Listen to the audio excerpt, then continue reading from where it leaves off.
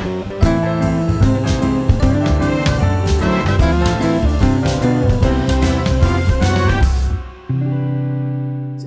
warahmatullahi wabarakatuh, teman-teman. Kita kedatangan apa ya, gue bilangnya ya, wanita gagah mungkin teman-teman. Jadi ini teman-teman gue juga dari SMA, namanya Endah Wahyu Sulistianti. Nah, kalau kayak gini bisa bener nyebut nama gue, biasanya salah. Biasanya gue nyebut nama dia salah teman-teman. Jadi selain teman, ini teman sekelas nih teman-teman. Jadi gini nih, Endah biar buka aja ya. Jadi kalau saya yang pakai, kalau Endah yang pakai kan nggak kelihatan di kamera, kurang bagus. Biar teman-teman kenal. Halo. Dah. Dulu waktu SMA kelasnya kelas apa? Gue pura-puranya gue nggak tahu ya. Oke. Nah, lu kelasnya apa dulu? Kelas 1 16. Kelas 2 fisik 3, kelas 3 fisik 3, sekelas sama lu. Kelas sama lu juga dah. Gua suka bolos dulu. Nah, masalah bandelnya belakangan dah. Teman-teman, Endah ini dulu nih pencinta alam. Selain pencinta alam, pokoknya lu ceritain dah. Lu tuh gak termasuk anak baik-baik ya, tapi anak gak baik-baik yang sukses. Gimana dah? Lu dulu waktu SMA kegiatannya apa? Jadi SMA itu gua memang ikutan pendidikan dasarnya Satya Sudirman. Kelas 1 tuh tahun 90-an ya. Satya Sudirman masih ada nggak sekarang? Masih ada sampai sekarang. Terakhir mereka masih pendidikan dasar 2019, kemarin karena pandemi jadi nggak ada lagi. Teman-teman Satya Sudirman tolong komen ya, ada anggotanya di sini nih. Salam Satya Sudirman. Terus habis itu ngapain lagi? Nah, jadi memang pas di Satya Sudirman itu gue jatuh cinta lah sama alam kan. Konservasi alam, jalan-jalan masuk hutan, keluar hutan terus ya. Kegiatan alam terbuka lah kan gitu kan. Jadi berlanjut sampai sekarang gue masih naik gunung. Masih naik gunung sampai sekarang naik gunung. Sampai sekarang masih apruk-aprukan di hutan. Bayang gak sih teman-teman? Yang belum udara doang nih, buat bawa air, lari ke hutan. Nah itu tuh masalahnya dah. Jadi kalau disebutin dalam satu kata, lu tuh sebenarnya apa sih? Apa ya? Lu tuh konservasi iya, naik gunung iya, wartawan iya, sutradara juga iya. Lu jadi sebenarnya apa sih sebenarnya? Gue juga bingung kadang-kadang kenapa perjalanan gue begini ya. Jadi teman-teman, Endah ini peraih Eagle Award. Bukan. Apa tuh? Peraih Citra. Peraih Citra malah teman-teman. Gue bangga sendiri ya. Peraih Citranya dalam hal apa sih? Karena kita kan nggak pernah denger nih, Endah tuh meraih piala Citra dalam hal apa? Tapi sebelum sampai ke sana, Endah, awal terjunnya ke sana tuh gimana sih? Lu tuh kuliahnya apa emangnya dulu? Gue kuliahnya arsitektur gue sebenarnya. Nah, kan lu makin gak masuk akal kan, gue jadi bingung ya. Nah, gue ceritain aja. Ya, oke, ceritain. Wah, panjang sih. Gimana? Enggak apa-apa nih. Enggak apa-apa. Gue punya waktu 2 tahun kok di sini. jadi waktu SMA kelas 1 kelas 2.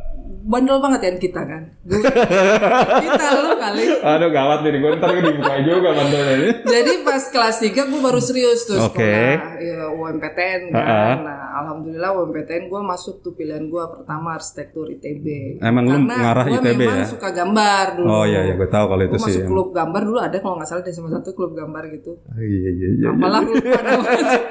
Nah, terus arsitektur apa gambar sih? Sebenarnya seni rupa apa arsitek sih? Arsitek.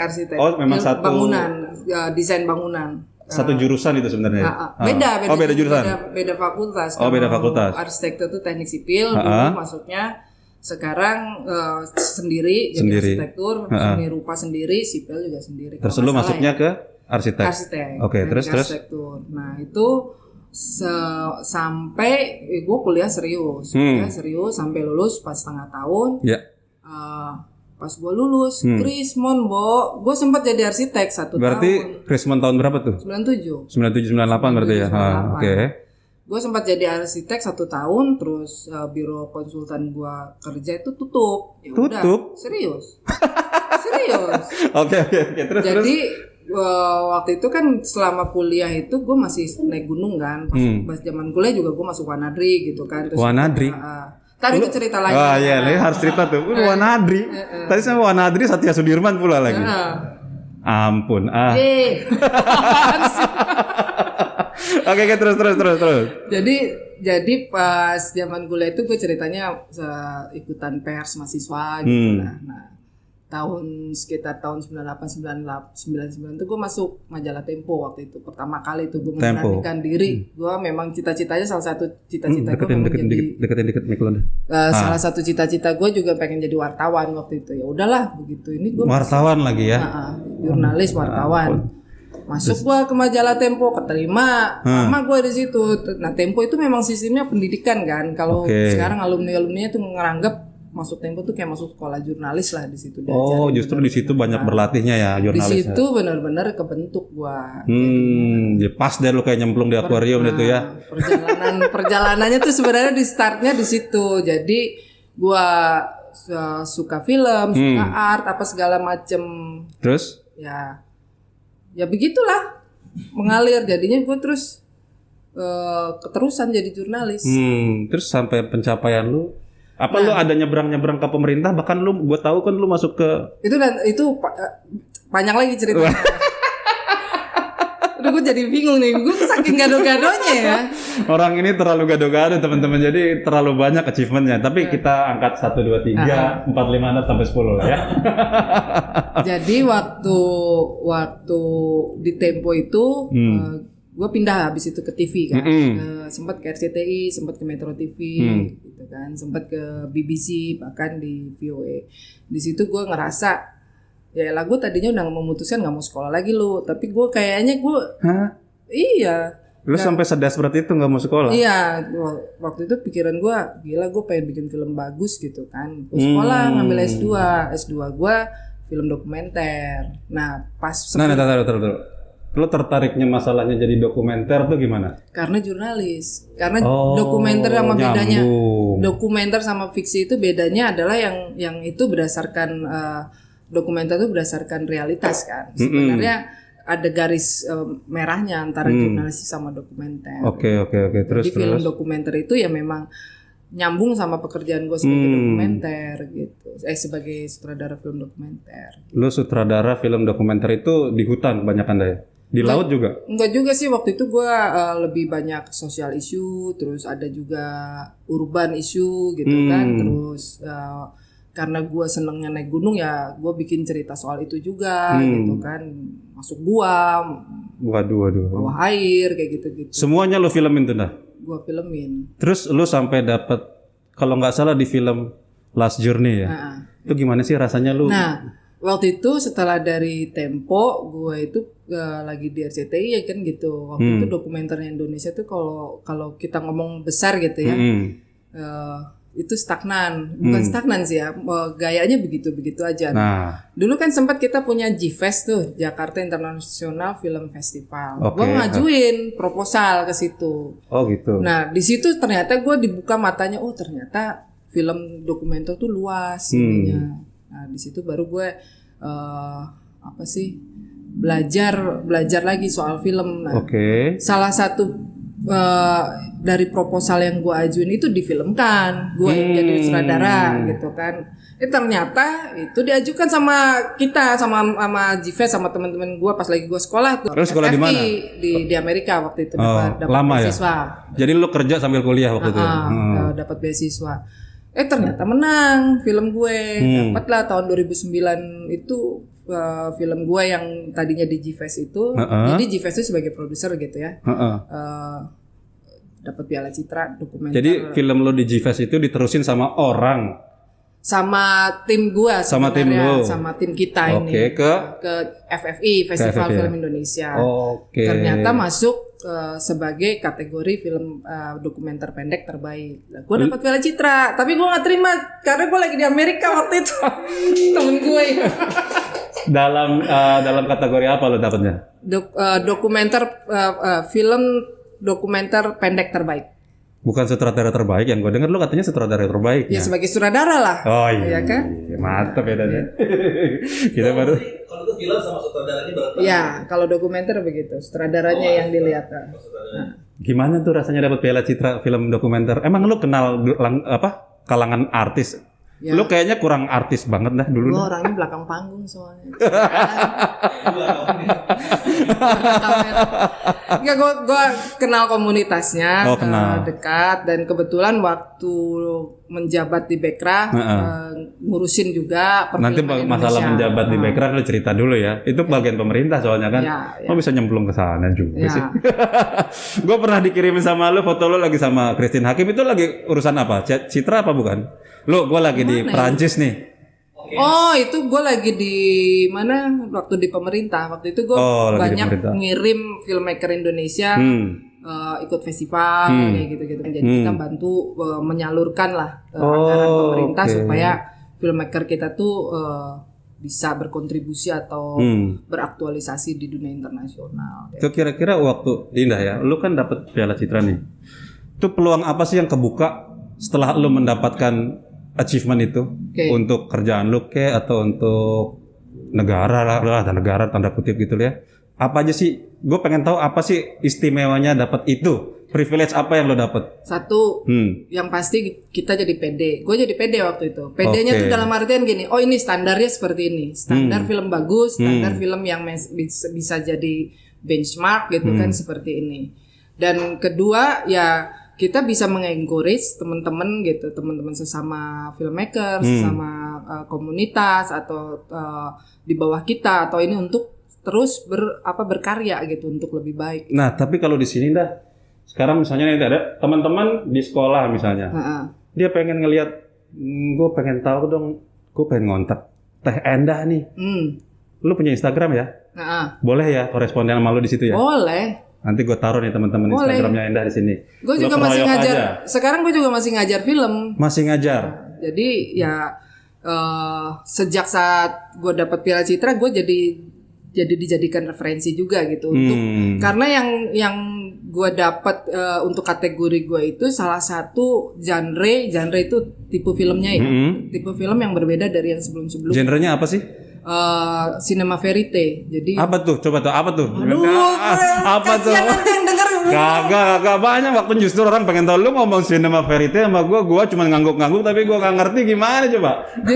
Jadi di dokumenter tuh ada lagi beberapa tipe, kayak kalau di film fiksi mungkin apa ya gambarannya ada film horor, ada film apa gitu, action, komedi atau singkatnya aja apa sih cinema verite itu? Verite itu lebih ke observation gitu. Jadi kita nggak merubah realitas. Kadang-kadang kan dokumenter ada yang semi dokumenter gitu, dia masih bisa mengarahkan si narasumbernya. Kalau kayak gini kan ya real aja gitu kita. Nah, kalau di cinema verite itu kita benar-benar kayak istilahnya fly in the wall lah, cuman kayak jadi lalat nonton gitu kejadian. Memang resikonya syutingnya jadi lama. Gue syuting 6 bulan. Pakai time lapse gitu ya, nungguin kejadian.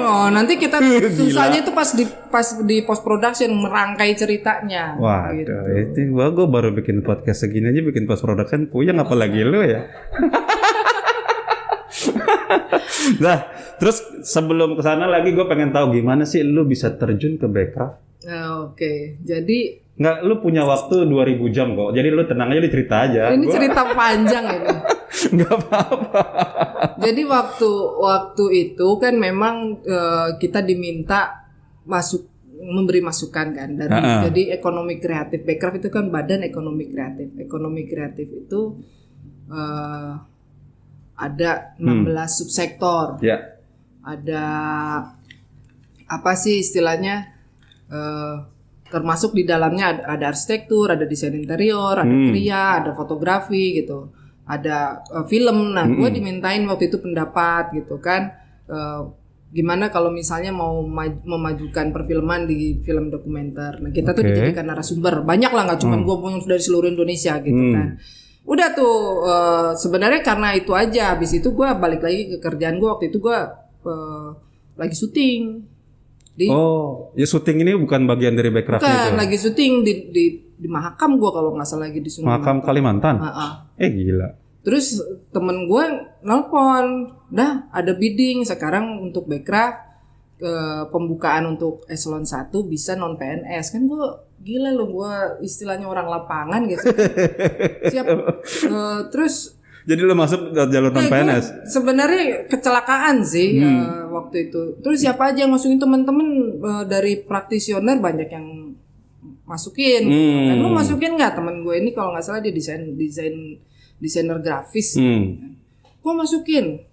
Ya udah di-encourage sama teman-teman, gue masukin aja. Gue pakai kata gue nggak apa-apa ya. Nggak apa-apa. Maaf ya anak-anak muda ya. Mereka juga ngomongnya sekarang gue lo. Ya, kita aja yang aneh. Ternyata di proses bidding itu gue masuk terus. Ya udah sampai terakhir proses TPA presiden, nama gue kepilih. Gue juga bingung kan, gila gue. Juga gue bilang switching dari kerja lapangan gitu kan, seniman lah istilahnya kan, jurnalis gitu kan. Apa yang menarik buat lo di situ? Nah, gue itu tanggung jawabnya adalah hubungan antar lembaga dan wilayah. Jadi sebenarnya mungkin salah satu latar belakang gue sebagai jurnalis dan filmmaker itu juga menjadi pertimbangan gue diterima. Jadi gue membantu networking sebenarnya, menghubungkan pemerintah, non pemerintah gitu, daerah, pusat, terus bahkan dengan dunia internasional gitu loh, baik dengan negara-negara, dengan counterpart gitu kan, atau lembaga-lembaga yang non pemerintah di luar negeri juga. Jadi sebenarnya nyambung sih sama kalau di jurnalis itu, gua lama kan memang membangun networking kan, networking jadi antara sesama lembaga atau sama lembaga tapi wilayahnya antar negara tuh ya. Ya, dan koridornya adalah membentuk kerjasama atau apa sih namanya, luar biasa mendukung ya? Banyak pelaku perfilman waktu. Keren banget sih. Widih. Enggak, biasa aja. Terus abis dari Backcraft lo ngapain dong? Habis dari Backcraft, gue kembali ke Habitat. Apa tuh sekarang? Masuk hutan lagi. Jadi orang hutan. Kayaknya memang jalur hidup gue di situ gue. Enggak. Ini boleh diminum gak sih? Atau Boleh. Pakai ini aja dah. Sorry, itu dah. Ini warung penari. Dah. Gue denger lu sekarang ada kerjasama sama Frankfurt Zoological Society, itu apa tuh dah? Itu jadi dia tuh satu lembaga NGO internasional yang bergerak di bidang konservasi satwa liar sama habitatnya. Di sini bukan di Jerman ya? Bukan, jadi dia tuh pusatnya di Jerman. Pusatnya tetap di Jerman. Asal mulanya itu memang dari tahun 50, ini salah satu NGO tertua di dunia. Salah satu NGO tertua di dunia jadi ya? dia itu pusatnya di Jerman, sekarang ada beberapa proyek di seluruh dunia, termasuk salah satunya di Indonesia, ada di Afrika, ada di Kolombia, ada di Amerika Selatan tuh, Peru, Kolombia, Peru ya, Selatan. Banyak lah lokasi-lokasinya. Indonesia salah satu yang menjadi highlightnya karena di sini ada orangutan, ada gajah liar yang memang binatang-binatang yang dilindungi, tapi ya sekarang kan terancam punah gitu. Jadi lu masuk hutan ngurusin kayak gituan lagi ya sekarang gue membantu komunikasi dan public outreach-nya mereka supaya konservasi, kan kadang-kadang dunianya sepi tuh, orang kerja aja gitu, nggak berdampak, jadi supaya lebih berdampak lah. Jadi emang lu cocok bener kayaknya di hutan itu ya. Jadi urusannya kayaknya sih gitu. Maksudnya itu kan passion ya, orang yang nggak kerja di pemerintah, passionnya di belakang meja dia nggak betah, lebih di hutan, emang dia orangnya aktif ya, apa boleh buat kan gitu kan ya. Tapi keren sih. Jadi lu dari ini konsisten banget dari zaman SMA kan sampai sekarang. Iya, gue balik lagi ke lu ngeliat lagi gue masuk hutan kan. Dulu gue sampai disetrap sama Pak Baru. Hobi lu tuh selain naik gunung apa sih dah? Ya, Satya Sudirman dong ceritanya. Oh iya, tadi masalah Satya Sudirman sama Wanadri. Oh iya. Lu cerita tuh. Salah satu. Wanadri deh, Satya Sudirman kita udah pernah dengar cerita lu di situ kan? Wanadri itu gua Satya Sudirman. Oh ya, Satya Sudirman. Satya Sudirman masih aktif sekarang, anak-anaknya masih latihan di Ciampea, gue lihat masih ada pelatihan arung jeram kadang-kadang gitu. Ya lu masih ikut terjun nggak di situ? Maksudnya sekarang ngasih pelatihan gitu. Masih lebih banyak jalan sama alumni SMA 1 yang Satya Sudirman. Kita kadang-kadang bikin komunitas juga. Sekarang lebih banyak kan yaitu gue minta foto-foto sama kegiatannya waktu sama Satya Sudirman yang sekarang ya. Oh, tapi kalau lo punya komparasi sama waktu lo zaman SMA juga boleh. Biar orang bisa lihat tuh zaman dulu gini. Boleh. Ada fotonya. Ini culun. Kita masukin ke website, gitu. Sip, terus. Maksudnya masih ada kan sekarang? Apanya? Komunitas alumni-alumninya tuh. Masih ada. Instagramnya juga ada. Masih ada ya? Followernya banyak. Masih ada. Nih, lo kan juga runner kan? Masih ada. Masih. Nah, itu kita perlu tuh Ntar kita minta ya. Ya. Nah, terus satu lagi sekarang, Wanadri gimana? Nah, Wanadri itu waktu gua hampir DO gara-gara itu. Di tahun terakhir gue Hampir DO teman-teman.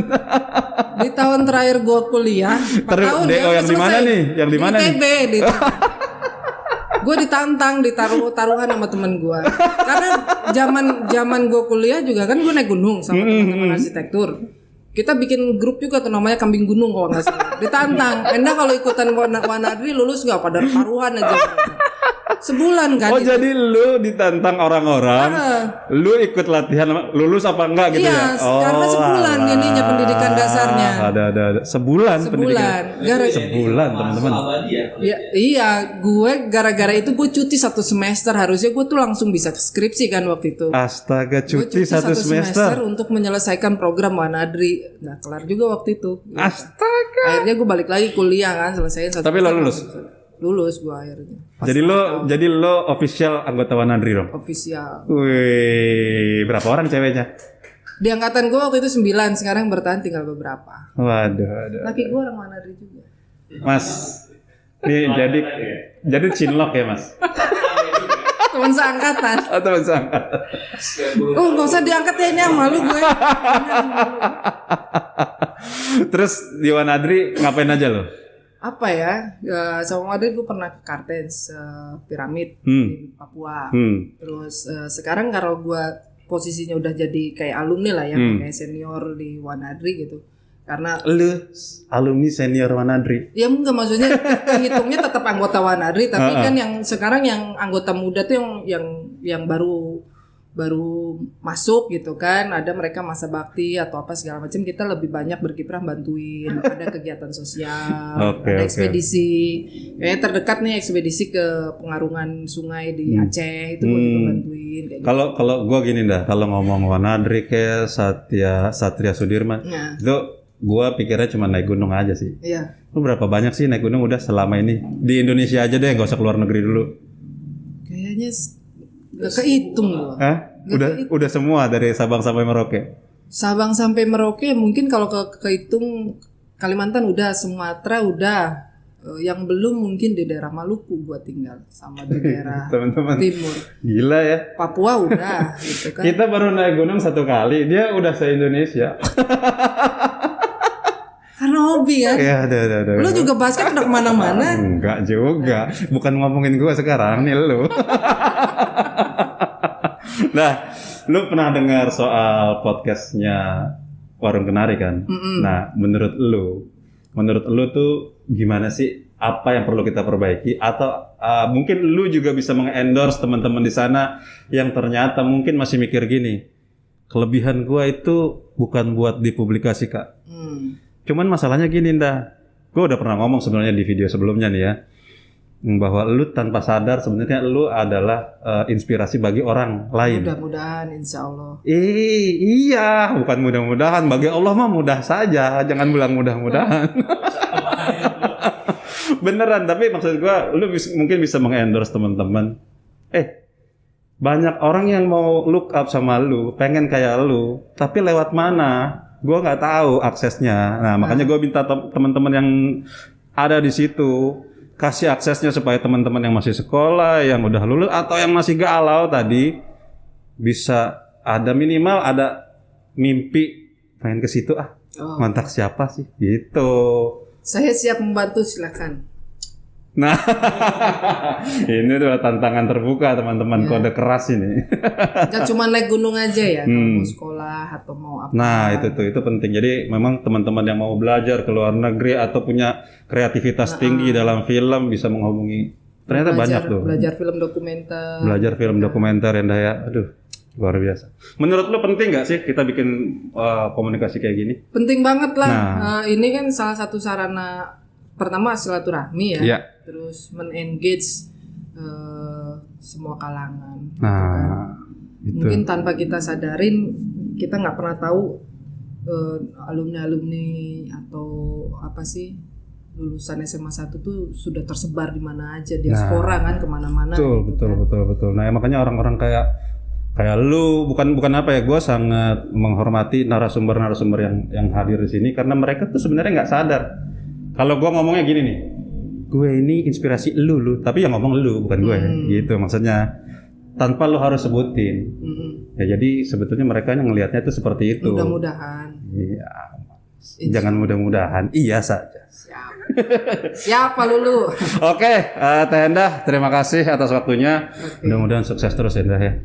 Sama kegiatan di hutannya tadi, sama bisnisnya dan sama pekerjaan. Hutan. Sama orang hutan. Save orang hutan. Save orang hutan ya. Dan teman-teman, terima kasih juga atas perhatiannya. Assalamualaikum warahmatullahi wabarakatuh. Waalaikumsalam.